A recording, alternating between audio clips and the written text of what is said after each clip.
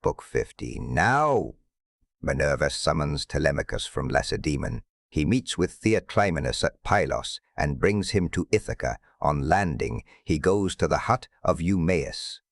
But Minerva went to the fair city of Lacedaemon to tell Ulysses' son that he was to return at once.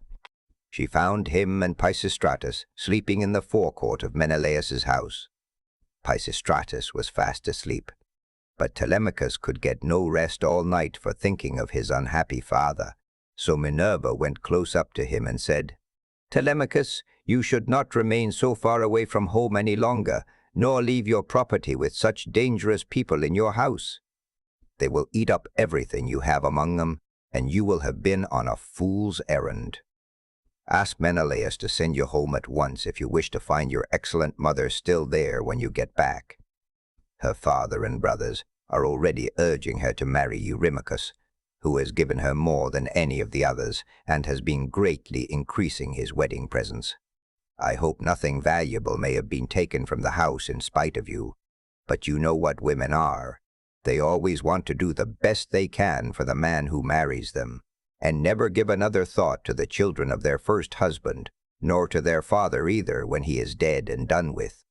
Go home, therefore, and put everything in charge of the most respectable woman-servant that you have, until it shall please heaven to send you a wife of your own. Let me tell you also of another matter which you had better attend to.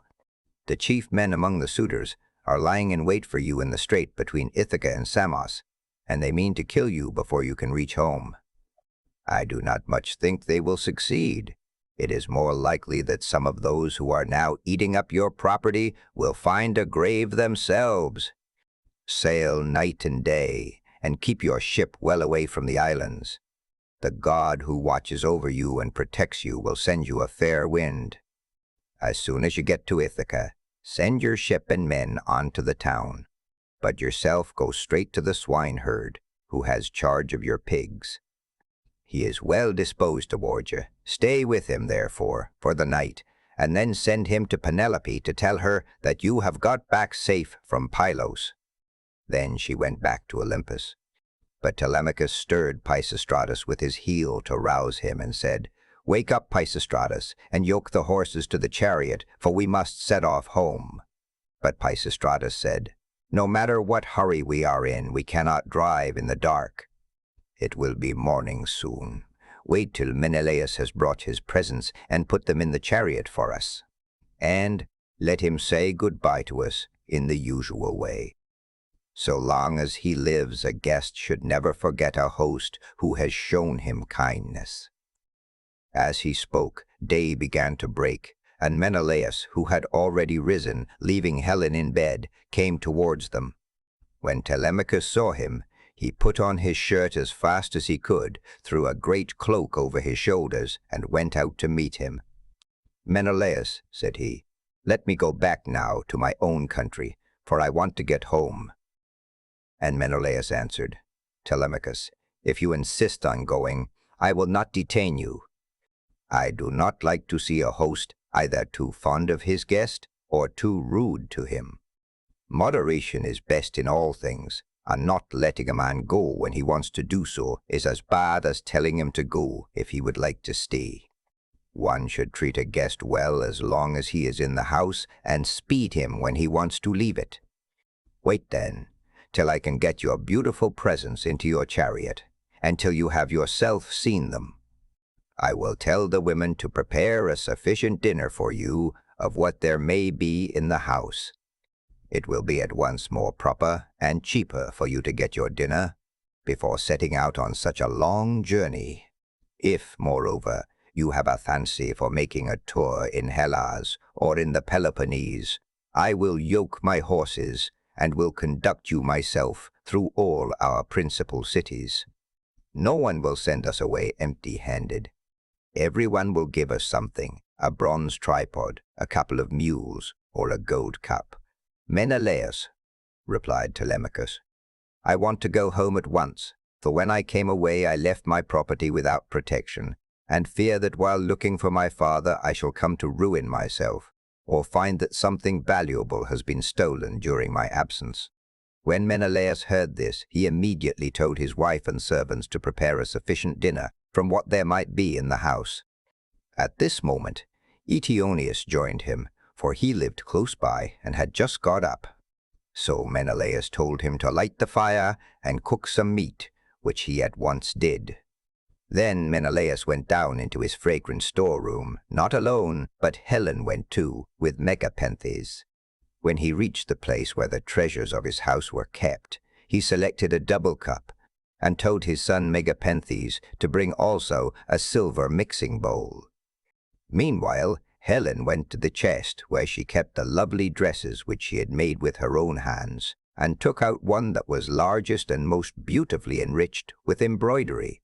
It glittered like a star, and lay at the very bottom of the chest. Then they all came back through the house again till they got to Telemachus, and Menelaus said, "Telemachus, may Jove, the mighty husband of Juno, bring you safely home according to your desire. I will now present you with the finest and most precious piece of plate in all my house. It is a mixing bowl of pure silver, except the rim, which is inlaid with gold, and it is the work of Vulcan. For Demas, king of the Sidonians, made me a present of it in the course of a visit that I paid him while I was on my return home. I should like to give it to you." With these words he placed the double cup in the hands of Telemachus, while Megapenthes brought the beautiful mixing bowl and set it before him. Hard by stood lovely Helen, with the robe ready in her hand. "I too, my son," said she, "have something for you as a keepsake from the hand of Helen. It is for your bride to wear upon her wedding day. Till then, get your dear mother to keep it for you. Thus may you go back rejoicing to your own country and to your home." So saying, she gave the robe over to him, and he received it gladly.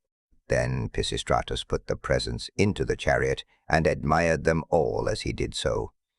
Presently Menelaus took Telemachus and Pisistratus into the house, and they both of them sat down to table. A maidservant brought them water in a beautiful golden ewer, and poured it into a silver basin for them to wash their hands, and she drew a clean table beside them. An upper servant brought them bread, and offered them many good things of what there was in the house. Eteoneus carved the meat and gave them each their portions, while Megapenthes poured out the wine. Then they laid their hands upon the good things that were before them. But as soon as they had had enough to eat and drink, Telemachus and Pisistratus yoked the horses and took their places in the chariot. They drove out through the inner gateway and under the echoing gatehouse of the outer court, and Menelaus came after them with a golden goblet of wine in his right hand, that they might make a drink offering before they set out. He stood in front of the horses and pledged them, saying, "Farewell to both of you. See that you tell Nestor how I have treated you, for he was as kind to me as any father could be while we Achaeans were fighting before Troy." "We will be sure, sir," answered Telemachus, "to tell him everything as soon as we see him. I wish I were as certain of finding Ulysses returned when I get back to Ithaca, that I might tell him of the very great kindness you have shown me and of the many beautiful presents I am taking with me."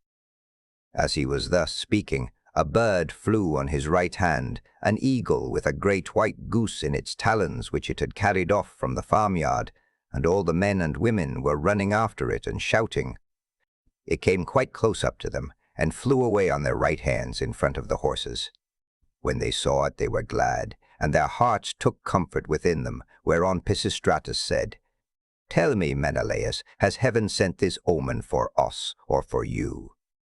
Menelaus was thinking what would be the most proper answer for him to make.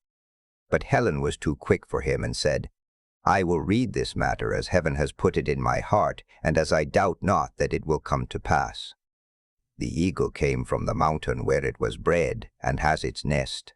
And in like manner Ulysses, after having travelled far and suffered much, will return to take his revenge, if indeed he is not back already, and hatching mischief for the suitors." "May Jove so grant it," replied Telemachus. "If it should prove to be so, I will make vows to you as though you were a god, even when I am at home." As he spoke, he lashed his horses, and they started off at full speed through the town towards the open country.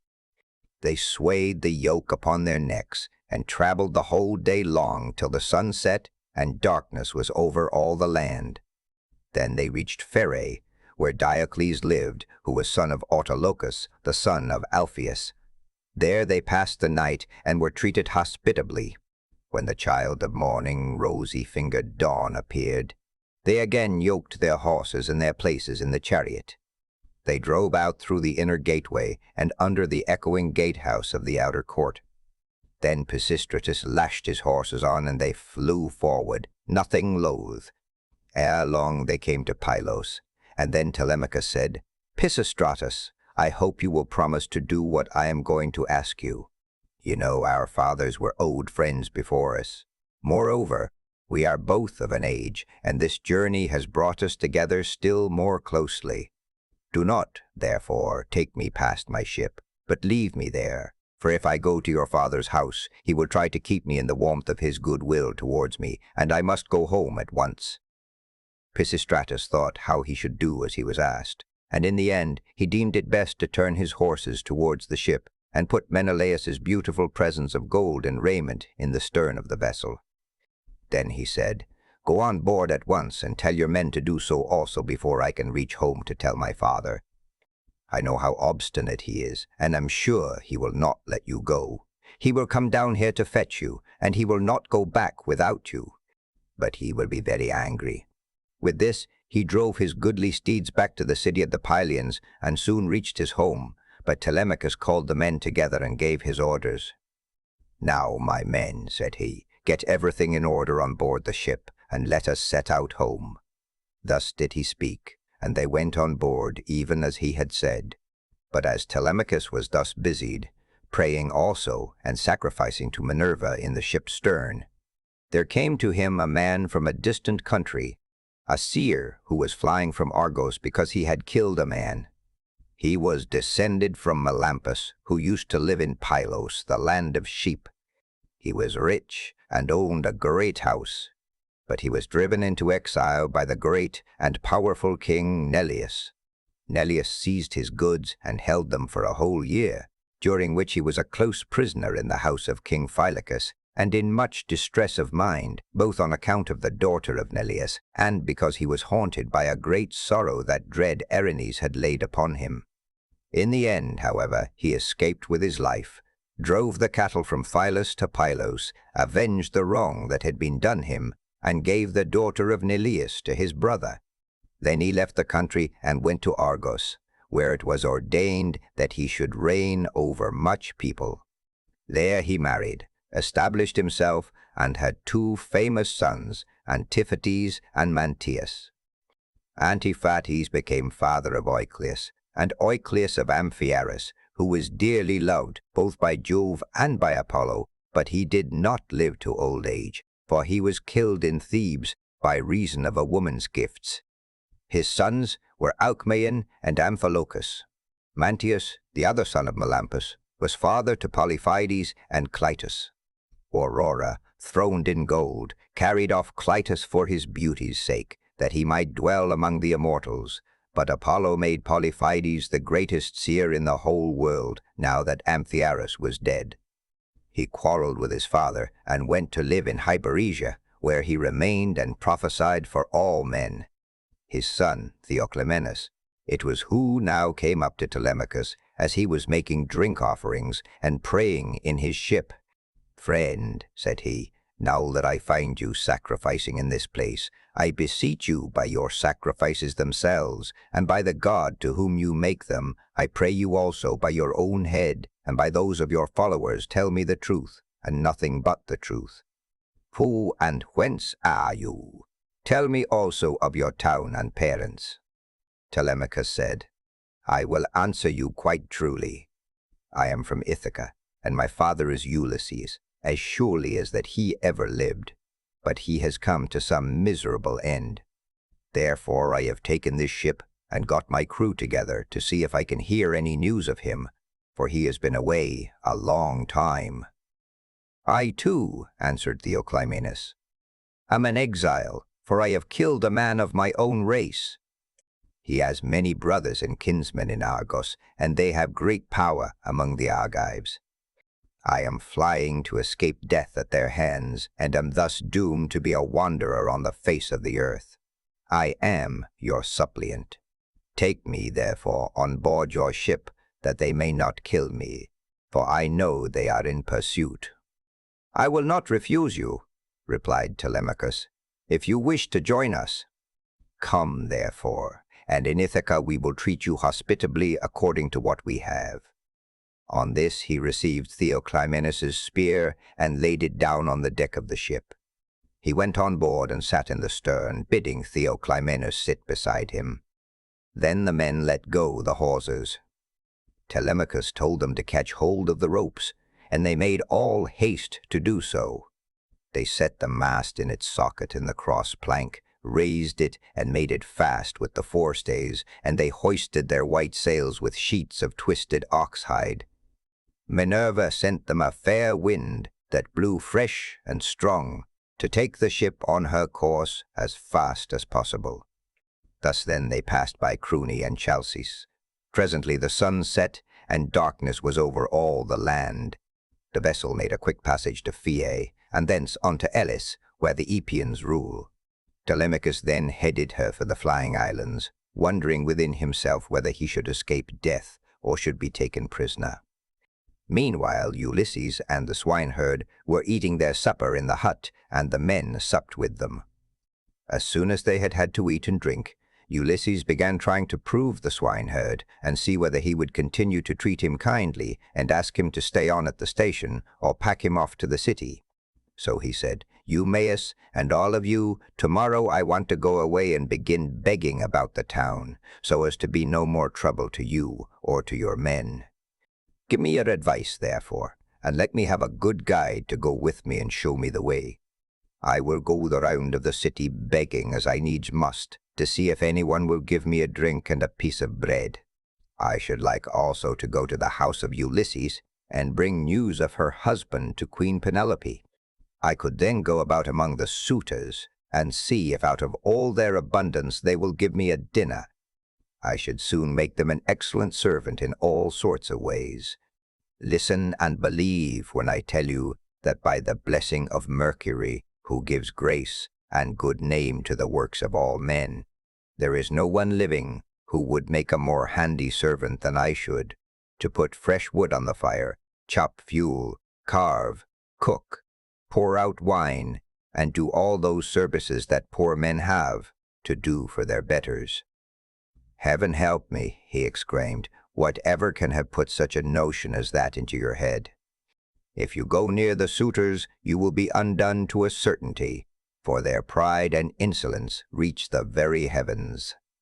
They would never think of taking a man like you for a servant. Their servants are all young men, well-dressed, wearing good cloaks and shirts, with well-looking faces, and their hair always tidy. The tables are kept quite clean, and are loaded with bread, meat, and wine. Stay where you are, then. You are not in anybody's way. I do not mind your being here. No more do any of the others. And when Telemachus comes home, he will give you a shirt and cloak, and will send you wherever you want to go." Ulysses answered, "I hope you may be as dear to the gods as you are to me, for having saved me from going about and getting into trouble. There is nothing worse than being always on the tramp. Still, when men have once got low down in the world, they will go through a great deal on behalf of their miserable bellies. Since, however, you press me to stay here and await the return of Telemachus, tell me about Ulysses' mother and his father, whom he left on the threshold of old age when he set out for Troy. Are they still living, or are they already dead and in the house of Hades?" "I will tell you all about them," replied Eumaeus.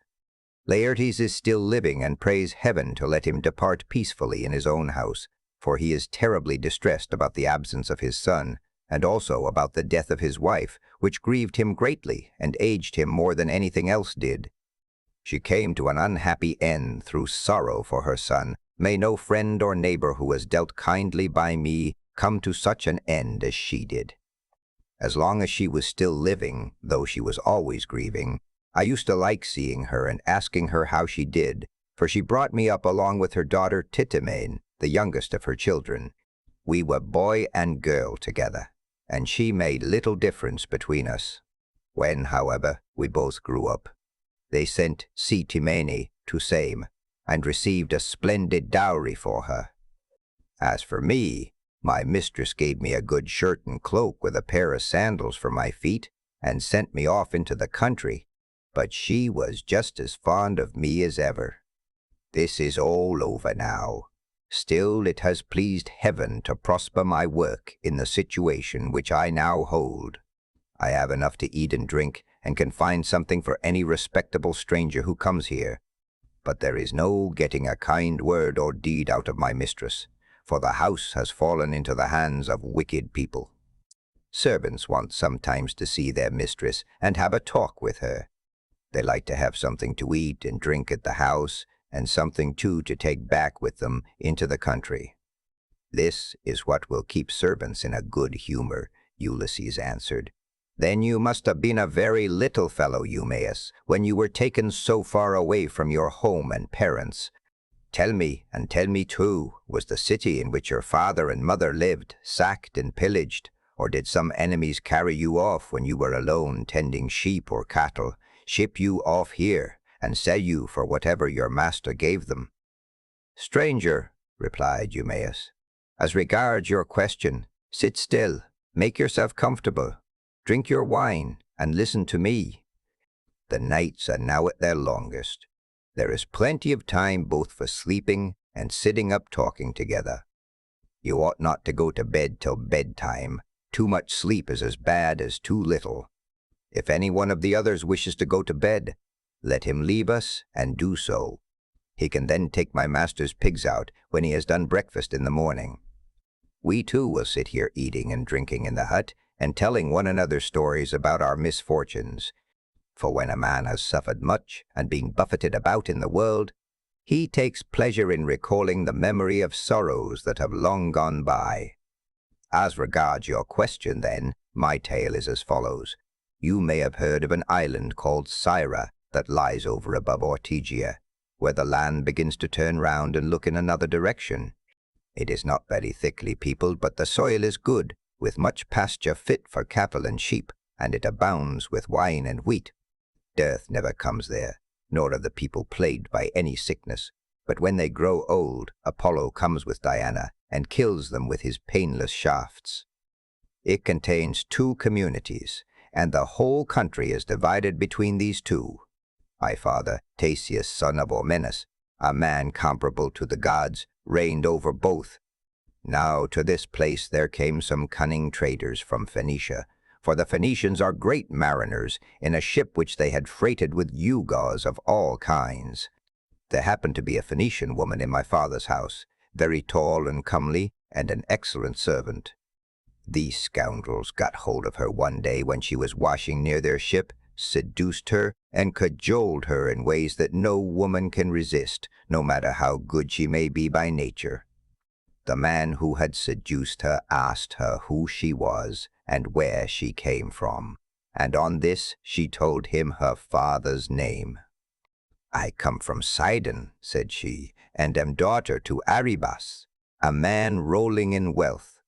One day, as I was coming into the town from the country, some Taphian pirates seized me and took me here over the sea, where they sold me to the man who owns this house, and he gave them their price for me. The man who had seduced her then said, Would you like to come along with us to see the house of your parents, and your parents themselves? They are both alive, and are said to be well off. I will do so gladly, answered she, if you men will first swear me a solemn oath that you will do me no harm by the way. They all swore as she told them, and when they had completed their oath, the woman said, Hush, and if any of your men meets me in the street or at the well, do not let him speak to me, for fear someone should go and tell my master, in which case he would suspect something. He would put me in prison, and would have all of you murdered. Keep your own counsel, therefore. Buy your merchandise as fast as you can, and send me word when you have done loading. I will bring as much gold as I can lay my hands on, and there is something else also that I can do towards paying my fare. I am nurse to the son of the goodman of the house, a funny little fellow just able to run about. I will carry him off in your ship, and you will get a great deal of money for him if you take him and sell him in foreign parts." On this, she went back to the house. The Phoenicians stayed a whole year till they had loaded their ship with much precious merchandise, and then, when they had got freight enough, they sent to tell the woman. Their messenger, a very cunning fellow, came to my father's house, bringing a necklace of gold with amber beads strung among it. And while my mother and the servants had it in their hands, admiring it and bargaining about it, he made a sign quietly to the woman, and then went back to the ship, whereon she took me by the hand and led me out of the house. In the fore part of the house she saw the tables set with the cups of guests who had been feasting with my father, as being in attendance on him. These were now all gone to a meeting of the public assembly, so she snatched up 3 cups and carried them off in the bosom of her dress, while I followed her, for I knew no better. The sun was now set, and darkness was over all the land, so we hurried on as fast as we could till we reached the harbour where the Phoenician ship was lying. When they had got on board, they sailed their ways over the sea, taking us with them, and Jove sent then a fair wind. 6 days did we sail both night and day, but on the 7th day Diana struck the woman, and she fell heavily down into the ship's hold, as though she were a seagull alighting on the water. So they threw her overboard to the seals and fishes, and I was left all sorrowful and alone. Presently the winds and waves took the ship to Ithaca, where Laertes gave sundry of his chattels for me, and thus it was that ever I came to set eyes upon this country. Ulysses answered, "Eumaeus, I have heard the story of your misfortunes with the most lively interest and pity, but Jove has given you good as well as evil, for in spite of everything you have a good master, who sees that you always have enough to eat and drink, and you lead a good life, whereas I am still going about begging my way from city to city." Thus did they converse, and they had only a very little time left for sleep, for it was soon daybreak. In the meantime Telemachus and his crew were nearing land, so they loosed the sails, took down the mast, and rowed the ship into the harbour. They cast out their mooring stones and made fast the hawsers. They then got out upon the seashore, mixed their wine, and got dinner ready. As soon as they had had enough to eat and drink, Telemachus said, "Take the ship onto the town, but leave me here, for I want to look after the herdsmen on one of my farms.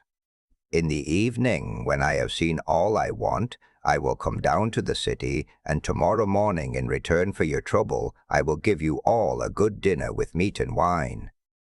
Then Theoclymenus said, "And what, my dear young friend, is to become of me? To whose house, among all your chief men, am I to repair? Or shall I go straight to your own house and to your mother?"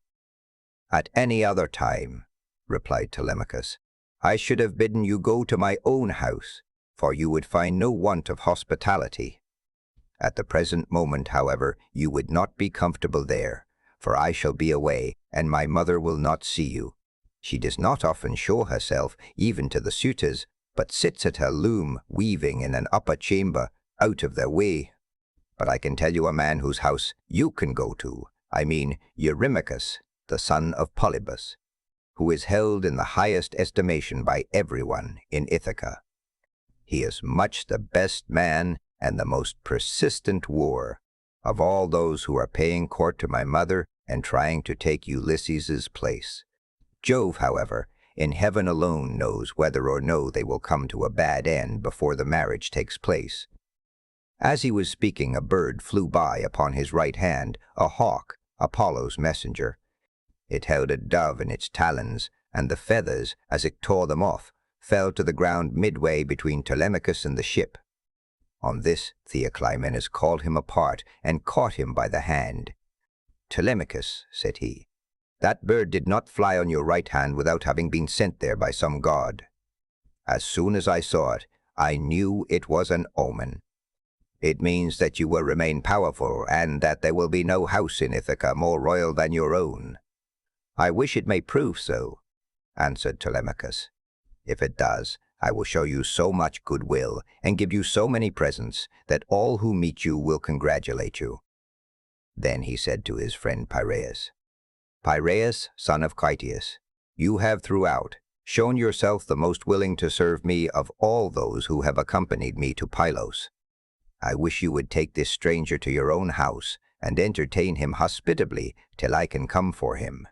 And Piraeus answered, "Telemachus, you may stay away as long as you please, but I will look after him for you, and he shall find no lack of hospitality." As he spoke, he went on board, and bade the others do so also, and loosed the hawsers, so they took their places in the ship. But Telemachus bound on his sandals, and took a long and doughty spear with a head of sharpened bronze from the deck of the ship. Then they loosed the hawsers, thrust the ship off from land, and made on towards the city as they had been told to do, while Telemachus strode on as fast as he could, till he reached the homestead where his countless herds of swine were feeding, and where dwelt the excellent swineherd, who was so devoted a servant to his master. Book 16. Ulysses reveals himself to Telemachus. Meanwhile, Ulysses and the swineherd had lit a fire in the hut, and were getting breakfast ready at daybreak, for they had sent the men out with the pigs. When Telemachus came up, the dogs did not bark but fawned upon him, so Ulysses, hearing the sound of feet and noticing that the dogs did not bark, said to Eumaeus, "Eumaeus, I hear footsteps. I suppose one of your men or someone of your acquaintance is coming here, for the dogs are fawning upon him and not barking." The words were hardly out of his mouth before his son stood at the door. Eumaeus sprang to his feet, and the bowls in which he was mixing wine fell from his hands as he made towards his master. He kissed his head and both his beautiful eyes, and wept for joy. A father could not be more delighted at the return of an only son, the child of his old age, after 10 years' absence in a foreign country, and after having gone through much hardship. He embraced him, kissed him all over, as though he had come back from the dead, and spoke fondly to him, saying, "So you are come, Telemachus, light of my eyes that you are. When I heard you had gone to Pylos, I made sure I was never going to see you any more. Come in, my dear child, and sit down, that I may have a good look at you now you are home again. It is not very often you come into the country to see us herdsmen. You stick pretty close to the town generally. I suppose you think it better to keep an eye on what the suitors are doing." "So be it, old friend," answered Telemachus. "But I am come now because I want to see you, and to learn whether my mother is still at her old home, or whether someone else has married her, so that the bed of Ulysses is without bedding and covered with cobwebs." "She is still at the house," replied Eumaeus, "grieving and breaking her heart, and doing nothing but weep, both night and day continually." Ulysses rose from his seat to give him place as he entered, but Telemachus checked him. "Sit down, stranger," said he. "I can easily find another seat, and there is one here who will lay it for me." Ulysses went back to his own place, and Eumaeus strewed some green brushwood on the floor and threw a sheepskin on top of it for Telemachus to sit upon. Then the swineherd brought them platters of cold meat, the remains from what they had eaten the day before, and he filled the bread baskets with bread as fast as he could. He mixed wine also in bowls of ivy wood, and took his seat facing Ulysses. Then they laid their hands on the good things that were before them, and as soon as they had had enough to eat and drink, Telemachus said to Eumaeus, "Old friend, where does this stranger come from? How did his crew bring him to Ithaca, and who were they? For assuredly he did not come here by land." To this you answered, "O swineherd Eumaeus, my son, I will tell you the real truth. He says he is a Cretan, and that he has been a great traveler. At this moment he is running away from a Thesprotian ship, and has taken refuge at my station, so I will put him into your hands. Do whatever you like with him, only remember that he is your suppliant." "I am very much distressed," said Telemachus, by what you have just told me. How can I take this stranger into my house? I am as yet young, and am not strong enough to hold my own if any man attacks me. My mother cannot make up her mind whether to stay where she is and look after the house out of respect for public opinion and the memory of her husband, or whether the time is now come for her to take the best man of those who are wooing her, and the one who will make her the most advantageous offer. Still, as the stranger has come to your station, I will find him, a cloak and shirt of good wear, with a sword and sandals, and will send him wherever he wants to go. Or if you like, you can keep him here at the station, and I will send him clothes and food, that he may be no burden on you and on your men. But I will not have him go near the suitors, for they are very insolent, and are sure to ill-treat him in a way that would greatly grieve me. No matter how valiant a man may be, he can do nothing against numbers, for they will be too strong for him. Then Ulysses said, Sir, it is right that I should say something myself. I am much shocked about what you have said about the insolent way in which the suitors are behaving in despite of such a man as you are. Tell me, do you submit to such treatment tamely, or has some god set your people against you? May you not complain of your brothers, for it is to these that a man may look for support, however great his quarrel may be. I wish I were as young as you are, and in my present mind. If I were son to Ulysses, or indeed Ulysses himself, I would rather someone came and cut my head off, but I would go to the house and be the bane of every one of these men.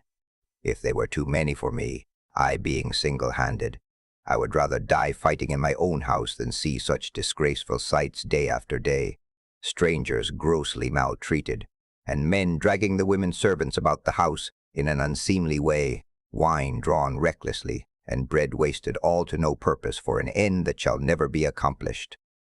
And Telemachus answered, I will tell you truly everything. There is no enmity between me and my people, nor can I complain of brothers to whom a man may look for support, however great his quarrel may be. Jove has made us a race of only sons. Laertes was the only son of Archesius, and Ulysses only son of Laertes.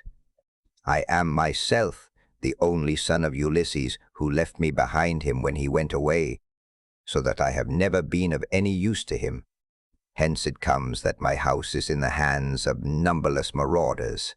For the chiefs from all the neighboring islands, Dulichium, Same, Zacynthus, as also all the principal men of Ithaca itself, are eating up my house under the pretext of paying court to my mother, who will neither say point blank that she will not marry, nor yet bring matters to an end. So they are making havoc of my estate, and before long will do so with myself into the bargain. The issue, however, rests with heaven. But do you, old friend Eumaeus, go at once and tell Penelope that I am safe and have returned from Pylos. Tell it to herself alone, and then come back here without letting anyone else know, for there are many who are plotting mischief against me. I understand and heed you, replied Eumaeus. You need instruct me no further, only as I am going that way. Say whether I had not better let poor Laertes know that you are returned. He used to superintend the work on his farm, in spite of his bitter sorrow about Ulysses, and he would eat and drink at will along with his servants. But they tell me that from the day on which you set out for Pylos he has neither eaten nor drunk as he ought to do, nor does he look after his farm, but sits weeping and wasting the flesh from off his bones. More's the pity, answered Telemachus. I am sorry for him, but we must leave him to himself just now. If people could have everything their own way, the first thing I should choose would be the return of my father. But go and give your message. Then make haste back again, and do not turn out of your way to tell Laertes. Tell my mother to send one of her women secretly with the news at once, and let him hear it from her. Thus did he urge the swineherd. Eumaeus, therefore, took his sandals, bound them to his feet, and started for the town. Minerva watched him well off the station, and then came up to it in the form of a woman, fair, stately, and wise. She stood against the side of the entry, and revealed herself to Ulysses, But Telemachus could not see her, and knew not that she was there, for the gods do not let themselves be seen by everybody. Ulysses saw her, and so did the dogs, for they did not bark, but went scared and whining off to the other side of the yards. She nodded her head and motioned to Ulysses with her eyebrows, whereon he left the hut and stood before her outside the main wall of the yards.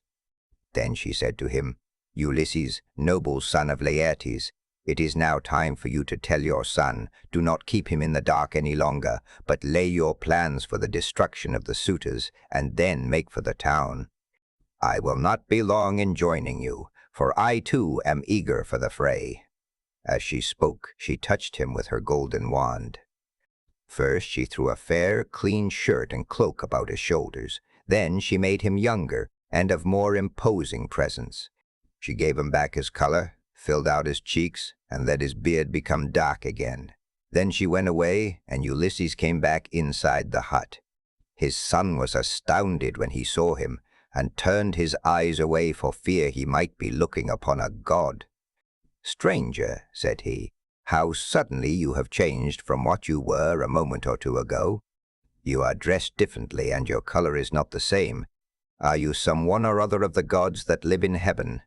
If so, be propitious to me, till I can make you due sacrifice and offerings of wrought gold. Have mercy upon me." And Ulysses said, "I am no god. Why should you take me for one? I am your father, on whose account you grieve and suffer so much at the hands of lawless men."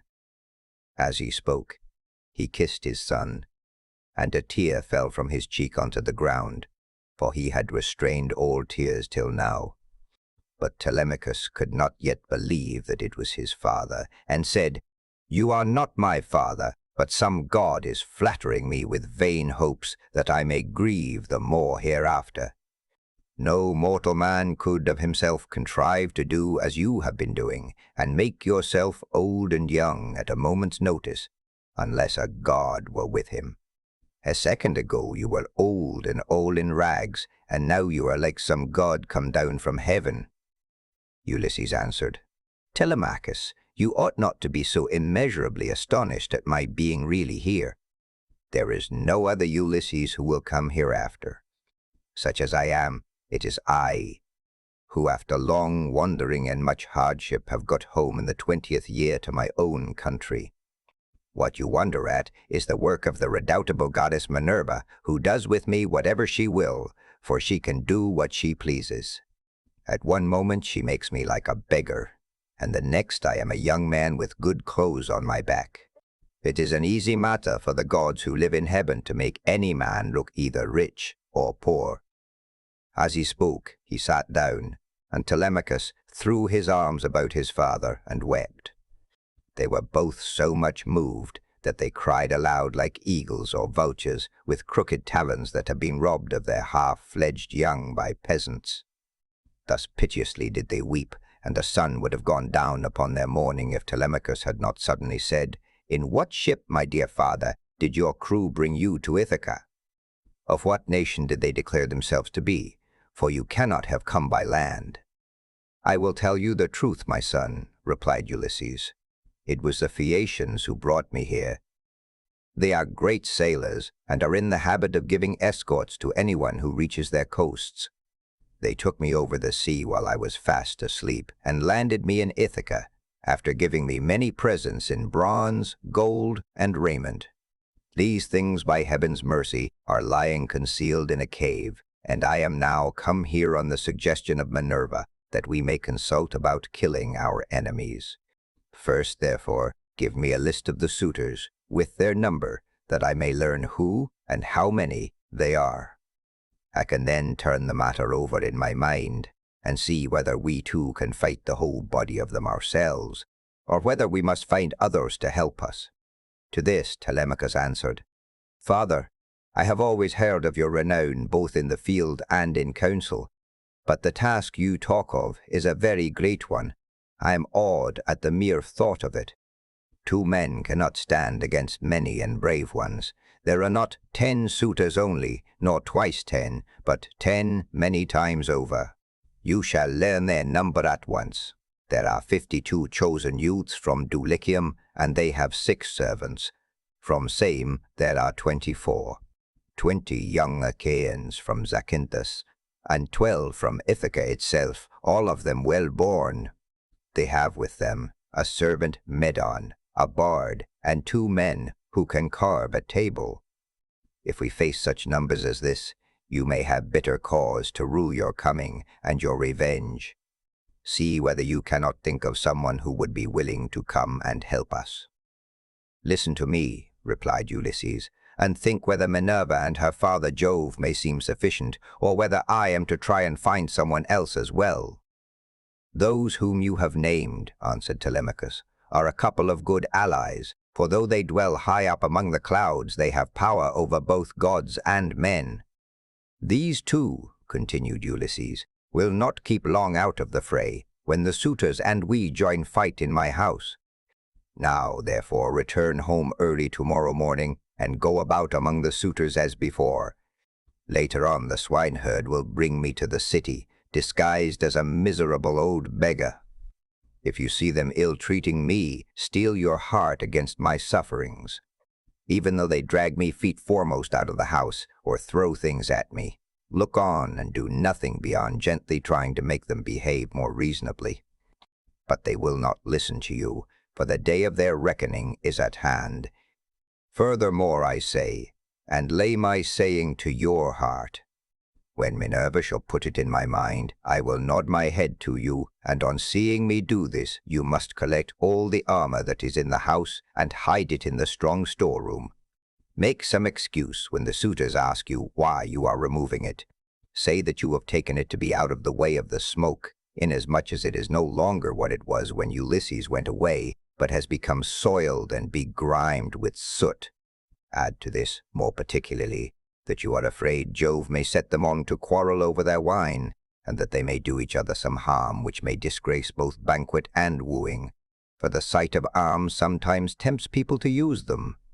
But leave a sword and a spear apiece for yourself and me, and a couple of ox-hide shields, so that we can snatch them up at any moment. Jove and Minerva will then soon quiet these people. There is also another matter. If you are indeed my son, and my blood runs in your veins, let no one know that Ulysses is within the house, neither Laertes, nor yet the swineherd, nor any of the servants, nor even Penelope herself. Let you and me exploit the women alone, and let us also make trial of some other of the men servants, to see who is on our side, and whose hand is against us. I do not think, however, the plan you propose will turn out well for either of us. Think it over. It will take us a long time to go the round of the farms and exploit the men, and all the time the suitors will be wasting your estate with impunity and without compunction. Prove the women by all means, to see who are disloyal and who guiltless, but I am not in favor of going round and trying the men. We can attend to that later on, if you really have some sign from Jove that he will support you." Thus did they converse, and meanwhile the ship which had brought Telemachus and his crew from Pylos had reached the town of Ithaca. When they had come inside the harbor, they drew the ship onto the land. Their servants came and took their armor from them, and they left all the presents at the house of Plitius. Then they sent a servant to tell Penelope that Telemachus had gone into the country, but had sent the ship to the town to prevent her from being alarmed and made unhappy. This servant and Eumaeus happened to meet when they were both on the same errand of going to tell Penelope. When they reached the house, the servant stood up and said to the queen in the presence of the waiting women, "Your son, madam, is now returned from Pylos." But Eumaeus went close up to Penelope and said privately all that her son had bidden him tell her. When he had given his message, he left the house with its outbuildings and went back to his pigs again. The suitors were surprised and angry at what had happened, so they went outside the great wall that ran round the outer court and held a council near the main entrance. Eurymachus, son of Polybus, was the first to speak.